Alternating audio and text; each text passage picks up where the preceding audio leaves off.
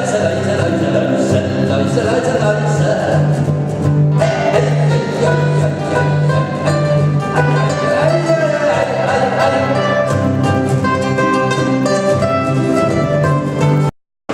damer og herrer, tillad mig et øjeblik at henlede opmærksomheden på denne ende af lokalet. Mit navn er Troels Trier. Jeg er en af de her udstillere. Jeg udstiller nede i hjørnet hernede. Her ved siden af mig har vi min bror, der hedder Lars Trier. Han udstiller herovre. Og vi har nået... Der er noget, der siger under det her. 1, 2, 3, 4. Vi har nået, for ligesom at understrege, at det her er multikunstnere, så har vi nået at spille her til ferniseringen, og jeg har tilladt mig her at fremføre et lille uddrag af et stort program, jeg har lavet for nogle år siden, som hedder Min kunstneriske afvikling i perioden 1970 til 2012, og der bliver tale om en 5-6 sange fra det program, og jeg vil gøre det i... Jeg har for at skildre den udvikling, som er foregået i tæt parløb med mine dobbeltgænger, har jeg også kaldt det mig og min dobbeltgænger. Jeg tror, vi kender alle sammen til det der af en dobbeltgænger. For eksempel nu kan man fotografere med mobiltelefonerne, og når vi for eksempel har julefrokost og sådan noget, så kan man dagen efter se en, der ligner et menneske, der ligner en på en prik, for eksempel sidde med bare røg oven på kopimaskinen, eller have intim kontakt til en anden fra personalet, eller stå og brække sig i et papirkorn, og så sækker man ved sig selv, hvad fanden, det ligner mig jo på en prik, men jeg var ikke mig selv. Jeg var ikke mig selv. Og det jeg tror, at der er mange mennesker, der har det på den måde, at man i mange situationer ikke er sig selv, og nogle de mediterer for at finde sig selv. Nogle de tager fandme helt til Himalaya for at finde sig selv. Så er den sgu ret langt væk, vil jeg sige. Men når man er kunstner, så er det en meget stor fordel at have en dobbeltgænger, fordi vi kunstnere, vi skal arbejde rigtig meget for føden. Vi sidder hjemme og skriver sange, vi sidder hjemme og maler billeder og sådan noget. Vi har sgu ikke tid til at gå i byen. Vi har heller ikke råd, for vi kan jo ikke sælge det, vi laver. Så derfor så sender vi sådan en dobbeltgænger i byen, der oplever alt muligt, og det skriver vi om, og det laver vi billeder om, og den dobbeltgænger, han minder til om en selv, men tit har man faktisk mest ud af, at han er meget forskellig. For mit eget vedkommende, så begyndte jeg med mig selv, og jeg var en følsom ung mand. Jeg lavede målstemte sange, og jeg vil her spille en, og det bliver bare rolig, som hedder Fuglen over Rio Grande. En meget alvorlig sang, og man vil bemærke disse dystre guitarklange, som hvad det handler om.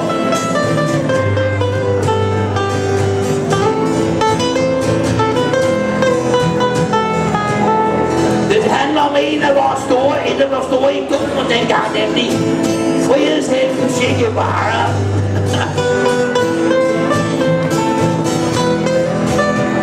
Che flyver ved Valle Grande.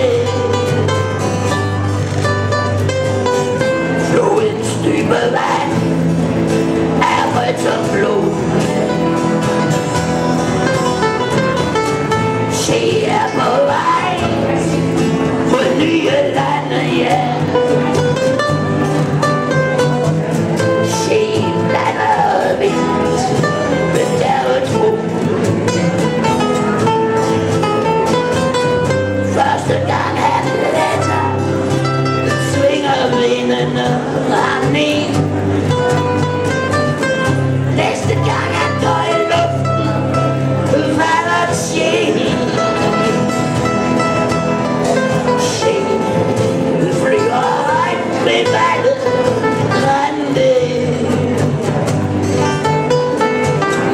Flodens dybe vand er rødt som blod.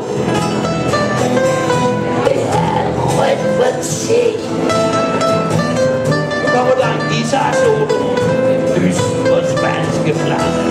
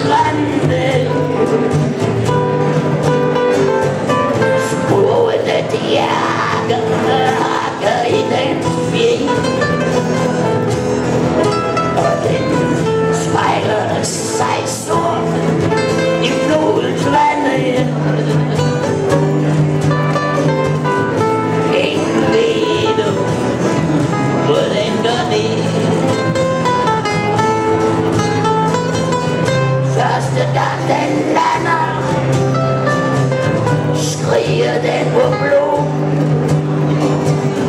Næste gang kommer jorden af den død. Fuglen flyver højt ved Valdegrande. Sporene de hakker i den fjerde. De hakker ikke selv.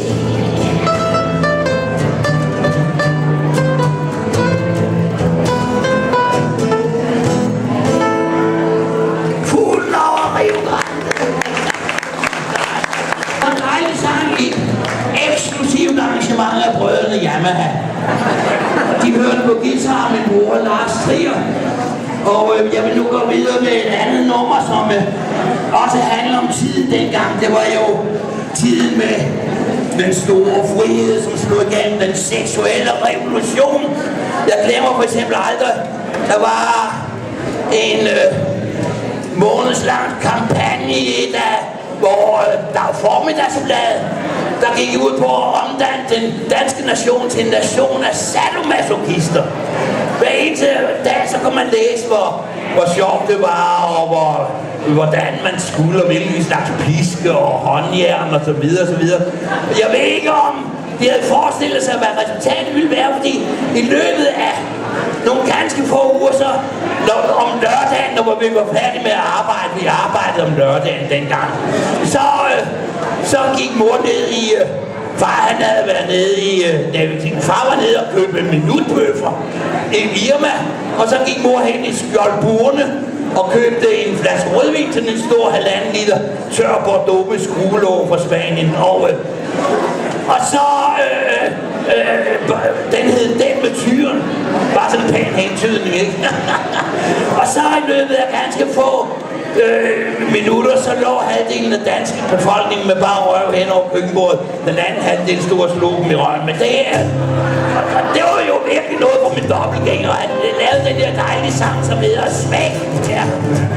Okay. Jeg har altid haft et forfærdeligt problem, som har forfulgt mig lige siden jeg var en lille dreng.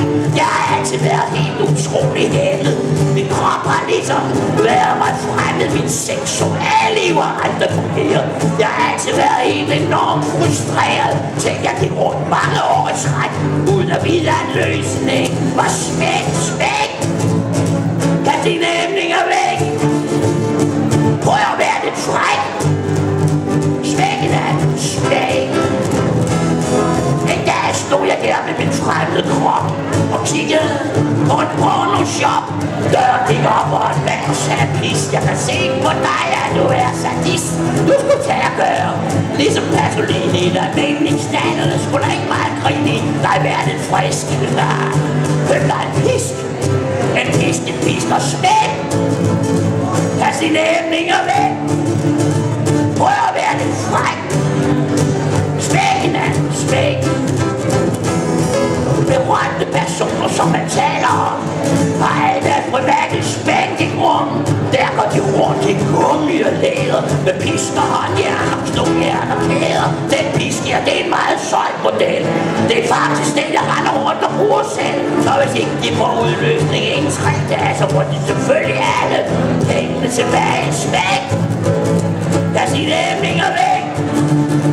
Prøv at være lidt fræk. Smækken er smæk. Jeg købte den meget solgte model.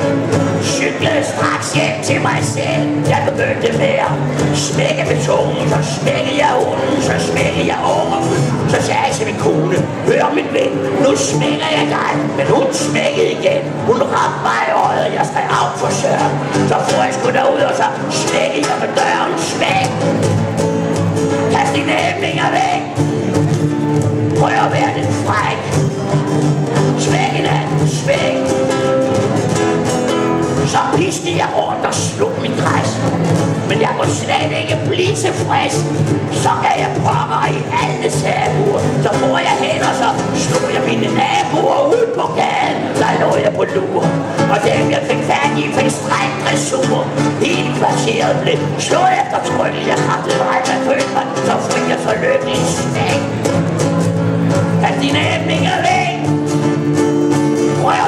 fræk. Smæk hinanden, smæk. Til sidst gik jeg over og siger, slå på tromme. Nu kunne jeg mærke, jeg var lige ved at komme. Men ligesom jeg stod der og var helt exciteret, så hørte jeg en stemme, der sagde, de er arresteret. Det var politiet, der kom. Den slog jeg også, når de fandt op. Det skulle jeg vide, at jeg aldrig har gjort.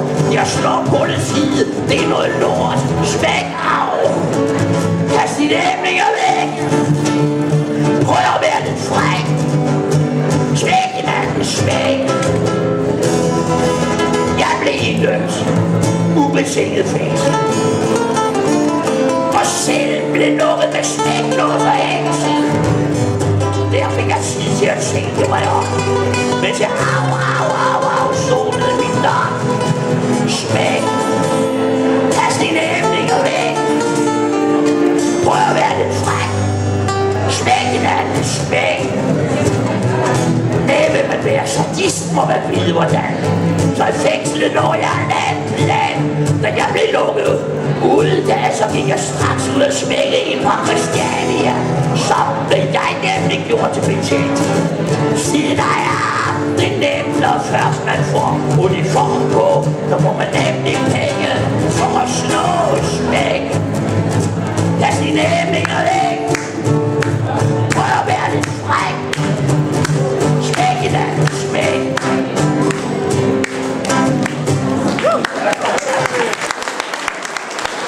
Fribarn lover du. Til gengæld er barn åben op i hjørnet der. Så god fornøjelse med uddelingen. Tak fordi vi måtte komme og spille.